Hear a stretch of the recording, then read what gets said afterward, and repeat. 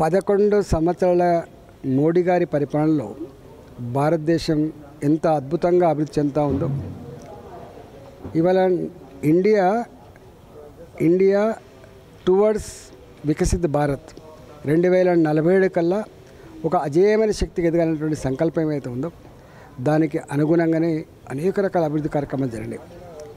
National highways విషయంలో ఒక చరిత్ర, రైల్వే స్టేషన్లు కావచ్చు, రైల్వే లైన్లు కావచ్చు, వందే భారత్ ట్రైన్లు కావచ్చు, అందులో ఒక అద్భుతం. ఇవాళ మారుతున్న పరిస్థితులలో టెక్నాలజీకి మూలబిందుగా మారినటువంటి make in India, made in India కార్యక్రమం కావచ్చు, రక్షణ రంగంలో సెల్ఫ్ సఫిషియెంట్గా ఒక అజేయమైన శక్తిగా ఎదిగింది కావచ్చు. ఇట్లా ప్రపంచవ్యాప్తంగా మన దేశ పౌరులు అమెరికాలో ఉన్నా, లండన్లో ఉన్నా, దుబాయ్లో ఉన్నా ఆమె ఇండియన్ అని గల్లెగిరి చెప్పేటువంటి స్థాయి కావచ్చు. ఆపరేషన్ గంగపేరట కావచ్చు, ఆపరేషన్ దేవిపేరట కావచ్చు, అనేక రకాల యుద్ధాల సందర్భంలో విద్యార్థులను కాపాడిన తీరు కావచ్చు, ప్రపంచ దేశాలకు శాంతి సందేశాన్ని ఇచ్చిన సందర్భం కావచ్చు. ఇవాళ 370 ఆర్టికల్ని రద్దు చేసి జమ్మూ అండ్ కాశ్మీర్ ఒక గొప్ప రాష్ట్రంగా ఇలా అభివృద్ధి చెందిన తీరు కావచ్చు. ఇలాంటి అనేక విషయాలు ఇక్కడ ఎగ్జిబిషన్ రూపంలో అదే ఎల్ఈడి స్క్రీన్ల మీద అవన్నీ కూడా ఆవిష్కరించే ఆస్కారం ఉంది.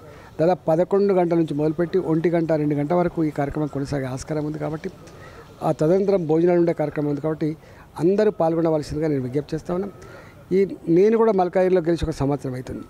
The biggest parliamentary constituency in India. దాదాపు 40 లక్షల ఓట్లున్న నియోజకవర్గం. ఇంత పెద్ద నియోజకవర్గం ఎక్కడ లేదు. 4 లక్షల మేయర్తో గెలిపించిన నియోజకవర్గం.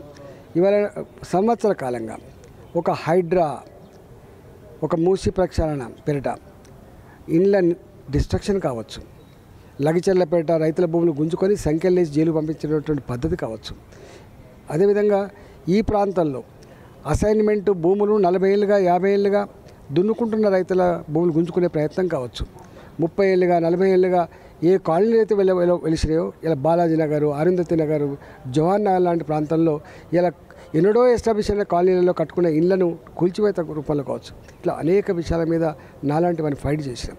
అంతేకాకుండా అనేక దీర్ఘకాలికంగా అపరిస్థితిగా ఉన్నటువంటి సమస్యల పరిష్కారం కూడా నా వంతు ప్రయత్నం చేసినా. కాబట్టి డెఫినెట్గా మా 1 ఇయర్లో ఈ ప్రాంత ప్రజలు నన్ను నిత్యం చూస్తూ ఉన్నారు. కాబట్టి జరుగుతున్న పనులు కూడా చూస్తూ ఉన్నారు. కాబట్టి జరుగుతున్న ఉద్యమాలు కూడా చూస్తున్నారు. కాబట్టి వాటిది కూడా కలిపి ఇక్కడ ఎగ్జిబిషన్ చేస్తూ ఉన్నాం. కాబట్టి అందరూ కూడా వచ్చి దీన్ని విజయవంతం చేయాలని చెప్పి నేను పేరున విజ్ఞప్తి చేస్తున్నాను.